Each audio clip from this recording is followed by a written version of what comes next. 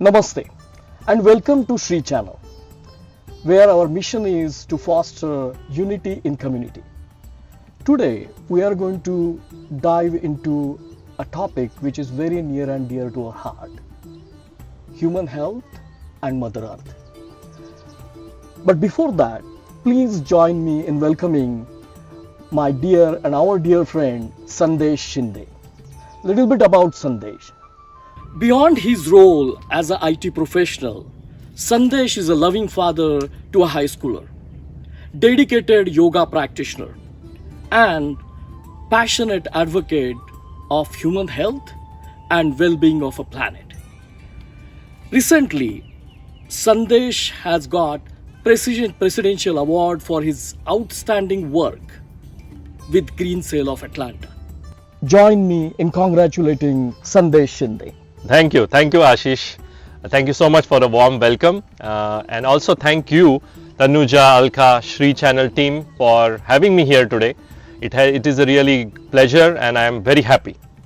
So Sandesh, I'm very eager to know what inspired you on this remarkable transformational journey from the young Sandesh, which I met when you arrived in Atlanta, to even younger Sandesh who is standing in front of me.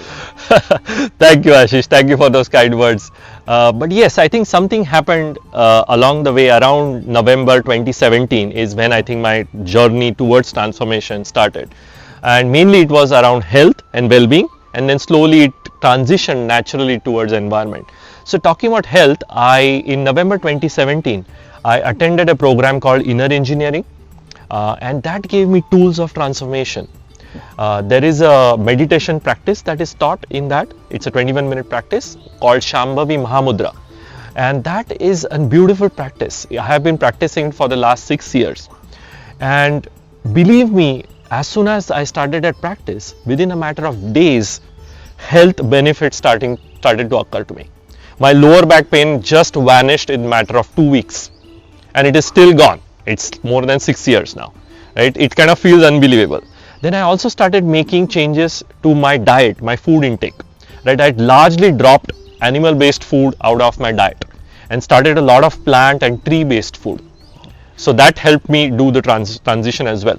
So you wouldn't believe, not only that I don't have chronic illnesses like blood pressure or diabetes or any other pain in the body, for example, I have also not fallen ill due to basic ailments that we have like flu or sore throat or a cold or a cough. So you are saying 6+ year, not even a common cold. That is true. That is true. Even I sometimes feel, oh, is it really true? But it is true. You can check with my family, my friends, my co-workers. But that is actually true.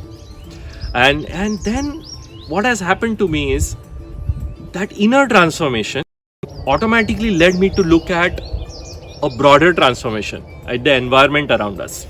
And I think that's magic of life, right? That by design, this life is meant for health. Even this tree is meant for be healthy, right? So as long as we do the right things with our body, then health is natural and you won't fall ill, because that's not the design of nature. So what happened to me is my inner well-being started to become better. And then once that is resolved, I started looking at issues outside of me, right? Naturally evolved into looking at environment and the destruction and the damage we are causing to the environment. We as in the entire humanity, right? We are polluting the air, water, soil. Plastic pollution is all over the place, right? We all know that, and we hear about it every now and then. So I started looking into, okay, how can I solve that problem now that I am not any problem for myself, right? I don't have any health issues. Interesting. So how your family supported you, or what role your family played in all this transformation? Yes, I think they were the first witness to what has happened to me, right? Because they are at home seeing me 24/7. And they not only saw and got inspired by my health transformation, but they also naturally became part of the environmental transformation, or rather what we call as go green, right? So we started composting. We never composted before, but we started composting. We compost now pretty much 100% of our organic waste. Not only what comes from our kitchen, but also what comes out of our yard, right? So no organic waste goes out from our house or yard onto a dumping truck and then to a landfill. We also started recycling, much better. So almost 90% of the material that comes into our house gets recycled, or at least we send it to recycling in a very organized way. We also added an electric vehicle to our home. So we switched from a gas powered vehicle to electric vehicle. And then 2 years back, we also put a solar roof on our rooftop, solar panels. So that is now feeding not only our house, but also our EV. So we are literally driving solar powered electric vehicle. That's really amazing. One question though. Sure. So what does the waste company pick up from your home? Well, good question. We don't have a trash and a curbside recycling service for last 3 years now, more than 3 years.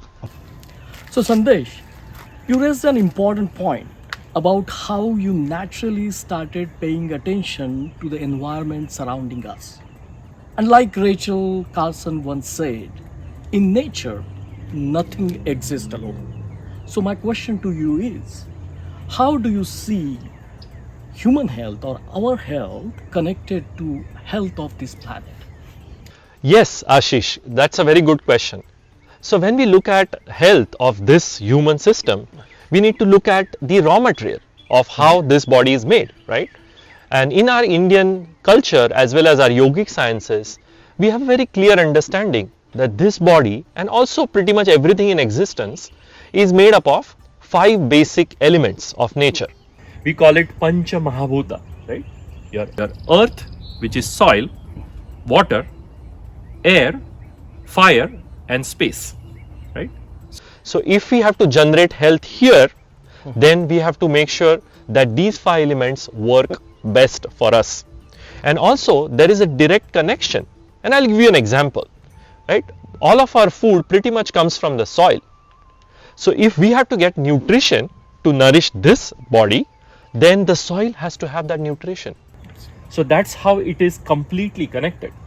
The other way to look at it as well, once we die, our body nutrition goes back to the soil, right? So if we are damaging the soil, the water, that air, we are actually damaging nothing more than our own selves.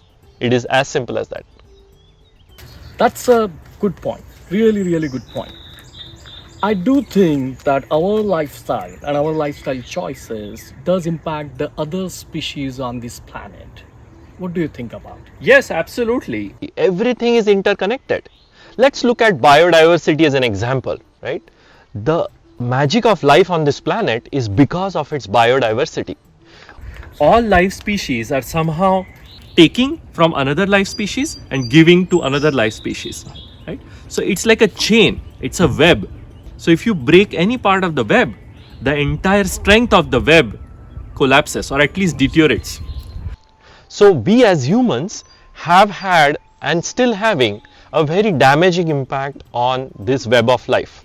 We are destroying habitats of many different species. We are polluting their environment, their natural habitat.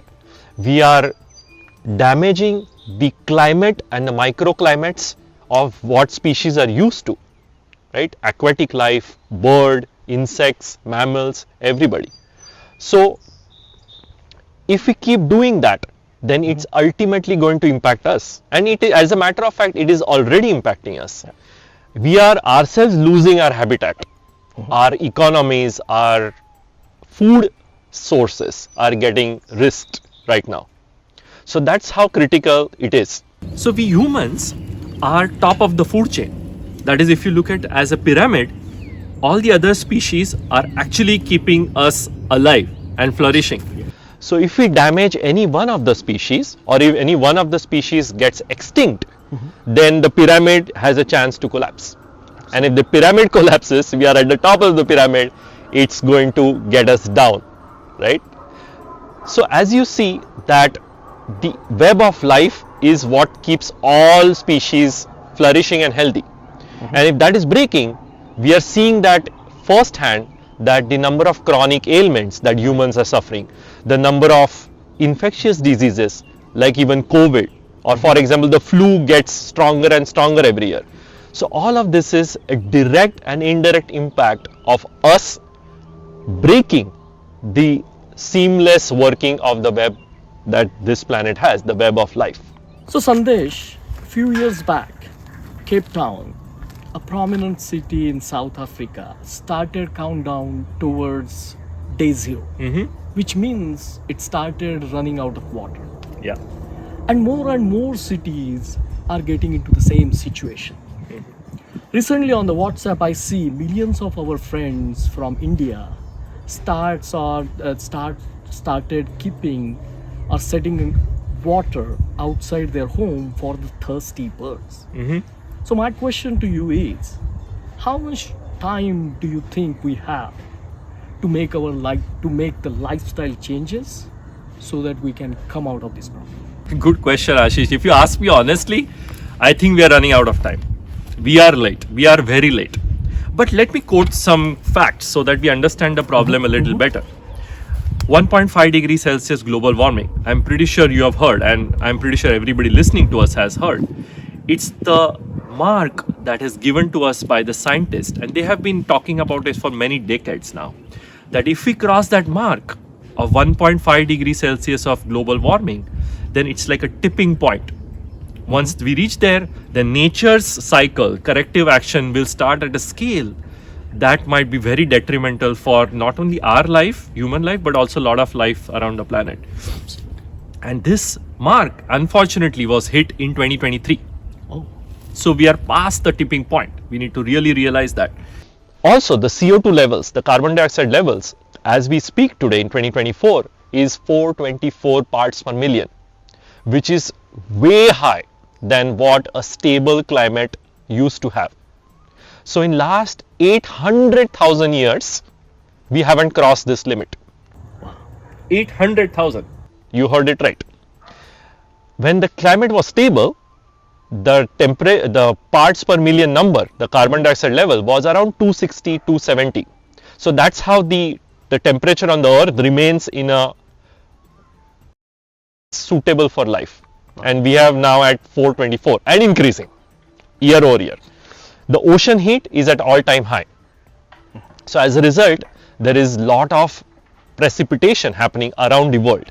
The rainfall and flash flooding and hurricanes are becoming more destructive, more bigger, right? So that's one of the number we should look. In fact, I was just reading a couple of weeks ago that the Hurricane Center is not only now tracking category 3, 4 and 5, but they are talking about introducing a category 6. 6. Because 5, which is enough destructive, now if we go towards 6, that means we are we progressing? I don't know if we are progressing. I think we are just going towards destruction and destruction. Also wildfires, talking about wildfires, right? Wildfires have become so destructive. We saw the unfortunate incident that happened in Hawaii last year. Absolutely. Lot of damage, billions of dollars of damage. Tourism lost, people's lives lost, livelihoods lost, buildings lost, so much problem. Another example I would like to share about Canada. So the Canadian fires, you wouldn't believe how much they have caused damage. I'll give you a number. Last year, in just one season, the boreal forest that Canada has, millions and millions of acres, out of that, so much boreal forest was lost in just 1 year, which is equivalent to the geography of the state of Maharashtra in India. Oh my God. Can you even believe that? Entire state of Maharashtra has complete dense forest, and that's completely burned by wildfire. And that's just in Canada. It's happening all over the world. Another heat waves. Heat waves are having a detrimental effect, and that's causing problem on food, people's livelihood. People are falling ill, heat strokes are happening. Europe is reaching 40-45 degree constant temperature in summers. So we are not going in the right direction. Just few of the facts. Talking about here in Georgia, where we are right now. Last year, Georgia farmers, peach farmers, lost 90% of the peach trees. What? Because of Hurricane Ida. 90%. We are a peach state. We proudly say we are a peach state. But last year, all the peaches that you saw in the grocery store, they came from California. What? 90% are lost. So where are you going to get the peaches, right? So this is a real life impact. Talking about fruits and vegetables, California, Southern California gets our fruits and vegetables, almost 70% of it. And that California is in a once in 1200 year old drought. So if they can't produce our food, where are we going to get our food from? Right? So our not only our well-being, our very existence is at stake. That's how critical the situation is. And we have already crossed the tipping mark. So it's going to get probably worse and worse. But we still need to act. To add few more things, the United Nations Convention to Combat Desertification, it's called UNCCD. It is estimating that we are losing about 1 acre of soil to becoming desert. That means organically rich soil that actually can grow something, either our food or just plants and trees, is actually turning into desert, and that's happening 1 acre per minute. Per minute? Yes, you heard it right, per minute. So if you're losing soil, rich soil at that rate, obviously our food is at danger, no doubt about it, right? And talking about food and soil, the nutrition that comes from the soil is also very important to us. It is estimated that about 100 years ago, when soil was pretty rich, one orange could give us all the nutrition that we need, right? But if we look at having the same amount of nutrition today, we will probably need to eat 8 oranges because the nutrition level in the food itself has gone down. It is estimated about 90% there is nutrition drop in our food. So we can't eat 8 oranges, obviously, right? So we need to revert back to increasing the nutritional value of soil, that means to enrich soil. And as a result, we are seeing that our diseases, our ailments are going up because you still are eating 1 orange, but it's not giving you the nutrition. That means your immunity is going down, you're falling ill more often, chronic ailments are rising because our food quality is dropping, right? So it's a direct impact to our own health and well-being. So Sandesh, when you realize that human health is so dependent on the planet Earth, so interconnected with Mother Earth, what you decided to do about it? Yes, so first I looked for other like-minded people around me because I realized that I cannot do this on my own, or if I do, it will be only to some certain extent. It can't be of a larger change. So I looked for similar-minded people who also had concern about what's going on around them, and luckily I found Pankaj Rajankar. Okay. Rather, I did not find him, but we found each other at the same time. We just got lucky. And together, we formed a non-profit called as Green Cell. So the t-shirt I'm wearing. So Green Cell is a non-profit organization, 100% volunteer run. We work in the area of raising environmental awareness and also promoting conscious consumerism. So we tried to create solutions within our community which were missing and which were easy to be adopted. I'll give you a small example. We initially started doing educational sessions. So we went to various events where people gathered, we talked about composting, we talked about recycling.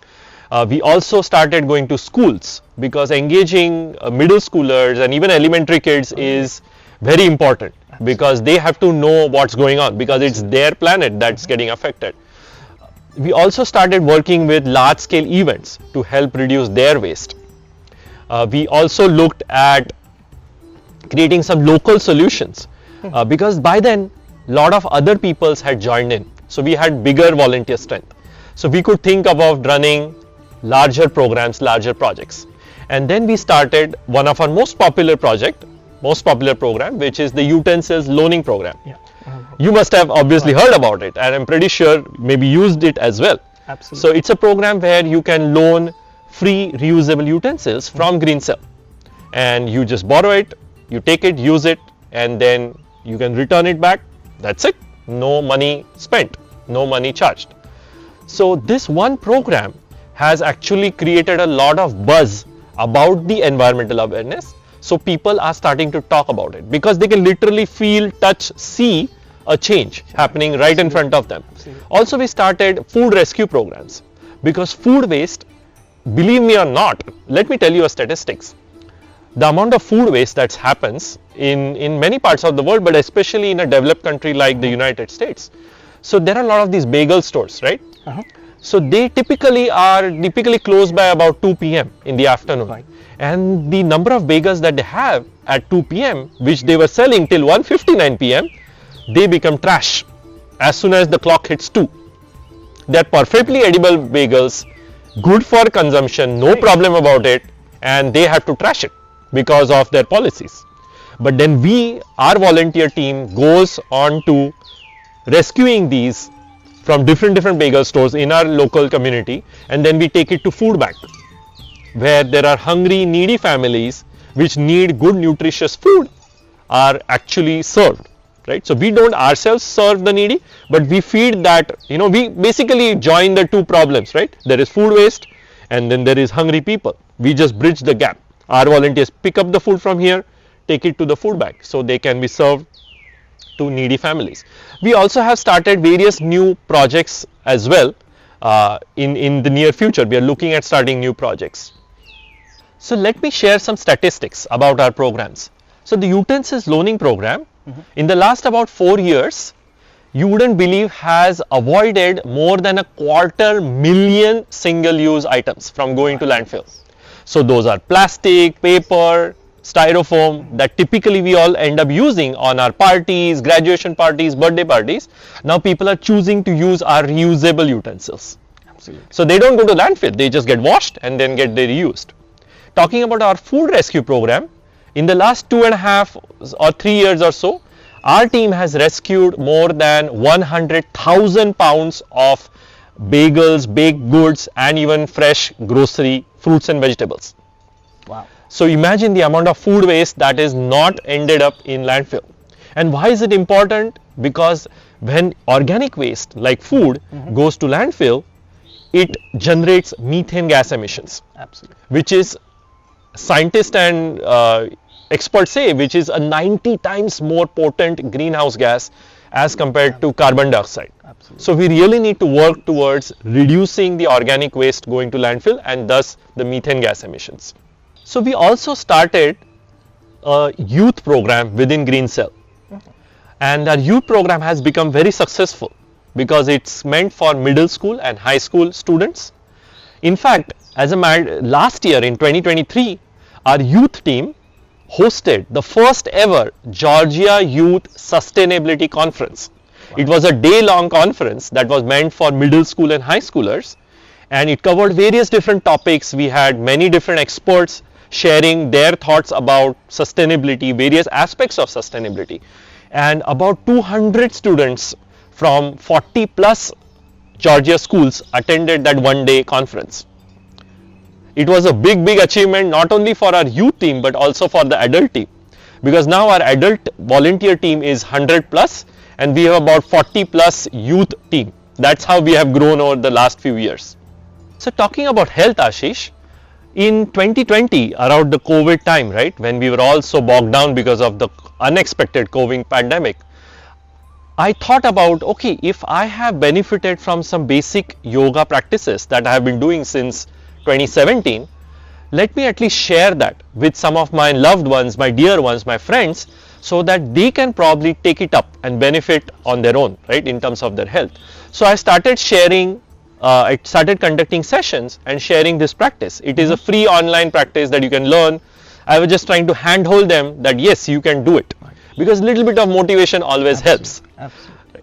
And then in 2024, this year, I have kind of started a similar program, but more focused towards diet. Because as we saw that what we eat is literally making us. Absolutely. So our health is directly proportional to that. And I have benefited from making certain food choices, which I thought I should share, because that is also a core reason of me being and staying healthy for a long amount of time. So this year I am targeting to help 100 of my friends and family transition into a better diet, and obviously making use of yoga, pranayama, meditation techniques so they can better their health. And this is so necessary, because health is pretty much the fundamental of everything that we do, isn't it?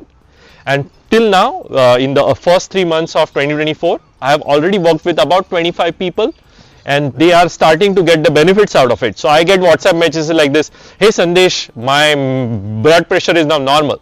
Hey Sandesh, my acidity that I used to face for last 10 years, it's now gone, right? And so many other small benefits that people are immediately able to get out of this. So I feel this is necessary, that all of us works towards our own good health, which is completely in our control. That's an amazing work, and that's not only by Greensill but also Atlanta community, and especially the youths of Atlanta community. Can you suggest some of the simple steps we can adopt and take in our day-to-day life to make an impact? Yes, there is a lot that we can do, obviously, Ashish, but let me just put a few pointers so that we all can start immediately making an impact, right? And also to our listeners, it would be very beneficial that they can take away something out of this conversation, which we would like to. So the very first thing I would suggest is to change our diet. So this is a great win-win situation, because by changing diet, what I mean is that switching to largely a plant-based diet, reducing animal-based foods, and it has a direct impact on our health to begin with, and which I haven't experienced, right? That switching to plant-based food is a much natural choice of food for this system, because our gut microbiome has evolved to deal with plant and tree based foods. It's very natural for them. They are very happy once they receive plant based food. As a result, they are able to process the food much efficiently, and our digestive tract remains great, and then we automatically become healthier. That's personal impact, right? Talking about the environment, let me give you a statistics. In the United States, the millions and millions of acres that we have, which is used for agricultural land, 75%, approximately 75% of it is not growing food for you and me. Aren't you surprised? Absolutely. So what is it used for? It is used to grow animal feed. 75%? Yes, that's how much land is used to generate animal feed, and then obviously it is fed to animals, and then the animals get used as food or even dairy, right? So if we imagine, if we reduce our animal based food intake by say 50%, we could free up millions and millions of acres of that land, and it can become back into forest, a biodiverse area which nourishes a lot of different lives, and it's just not a plain agricultural land. And this you are saying just by reducing, not stopping. Absolutely, right? If you can stop, obviously it might work great, Right. but food choices are difficult to change. But at least look at reducing 20%, 30%, 50%. It's going to still make a lot of impact. So the second suggestion I would have is simply consume less. Buy less of stuff, everything, clothes, shoes, accessories. Use less of what the nature has to offer us, because we need time for nature to rejuvenate and replenish itself. We are simply consuming too much too quickly, and also as a matter of fact polluting the environment as well. So by consuming less, we just have to see that how can we use what we have for more amount of time, and also use less things. Let me give you an example. In today's consumeristic world, shoes, let's talk about shoes. How many number of shoes do we have? We have sports shoes, sneakers, running shoes, trail shoes, hiking shoes, dress shoes, morning shoes, evening shoes, bathroom Absolutely. shoes, toilet shoes, whatnot, right? We really need to be realistic. Okay, do we really need that many type of shoes? It's simply a way to secure your feet and be able to walk, do things relatively good. That's all. And how different it is from our what our parents or grandparents taught us or always preached us, right? Yes. Or instilled in us. I think it's the same, right? Exactly. And all of this material takes a lot of energy. It emits a lot of carbon. It pollutes our water. It pollutes our soil. It damages biodiversity. So nothing comes free here. Everything has its impact on nature. So the less we are able to use, the more we'll give time for nature to replenish, rejuvenate, and then stabilize the natural environment. And lastly, I would suggest raise your voice. And what I mean by saying that is, we need to be vocal about what we want. And what we want is policy change. Yeah. Because if large scale change has to happen, then you and me can save plastic, save disposables, put solar panels, that's all great. But that is not going to change the state of the planet's situation, right? So changing policy, making policies more environment friendly, doing the right things is super important. Absolutely. And in large parts of the planet where there is democracy, like in the United States, we have the right and the power to let our wish know to the government. So talk to your leaders, write emails, write letters, whichever way you can communicate with your leader, national leader, local leader, state leader, presidential candidates. You need to raise your voice and let them know that this is what we want, because it matters to us, it matters for our children. Talking about policy change, one of the great initiatives that I have been personally involved in the last 2 years is Save Soil. We looked at a lot of aspects about soil, right? How soil is directly impacting our health. And this soil around the world is deteriorating at a rapid pace. And Save Soil initiative is working towards getting policy implementations around the world in every country that the organic content in soil, in agricultural soil, has to be at least 3 to 6%. Okay. So that the soil is called as alive. It's a living soil. Below that, it starts becoming desert. And you wouldn't imagine large parts of the world have organic content which is close to 1.5, 2%, somewhere even 0.5%. So we are almost at the brink of becoming a desert, so we have to come back. And the policy is how this can be incentivized, and right amount of money and incentives go into that so that the revival happens in an economically feasible way. Also, there is a big project that I have been working and associated with for last about 3 years is Kaveri Calling. It's a project in southern India to revive the Kaveri river. You wouldn't believe, but the Kaveri river, which is a perennial river, doesn't flow all the way till the ocean for about 3 to 4 months of the year, because there is not enough water through the river, right? So the way this water revival has to happen is to have lot of trees in the Kaveri basin, and that is what is the Kaveri Calling project, is to plant 2.42 billion trees, 242 crore trees in the entire Kaveri basin, so that water that falls as rainfall is held by the ground, held by the trees, and it slowly keeps percolating in the river, and the river keeps flowing the entire 12 months. So this year, actually, I feel proud to share this. This year in 2024, I have set up a personal campaign to get 100,000 trees donation for Kaveri Calling project. I have already been able to reach about 5,000 in the first 3 months, but I'll keep chugging along. 5,000, 100,000, there is still a big gap. But nevertheless, I'll try to keep chug along, so we keep getting more trees and we try to hit that mark as much as possible. So all in all, these 3 suggestions will, I think, help our listeners and everybody get a feel of what direction probably is a way they can take up. Because ultimately we need to realize this, and we say this at Green Cell, it's one of our taglines, is we don't inherit this planet from our ancestors. We are borrowing it from our children. So if we are borrowing something, we need to make sure we don't break it, mess it up, and return it at least in the way we got it, or probably even better.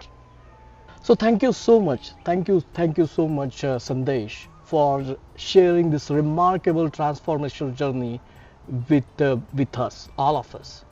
And we really feel blessed that you are part of our community. Thank you. Especially thank you for making our youth part of the solution. Your journey actually reminds me few lines from Robert Frost. 2 roads diverged in a wood, and I took the one less traveled by, and that made all the difference. Thank you so much for taking the road which is less traveled by and motivating us to take the right path, and make the right choice. Thank you so much, Sandesh. Thank you, Ashish, and again thank you for the entire Shree team. I really appreciate and I enjoyed being here. Thank you so much. Thank you.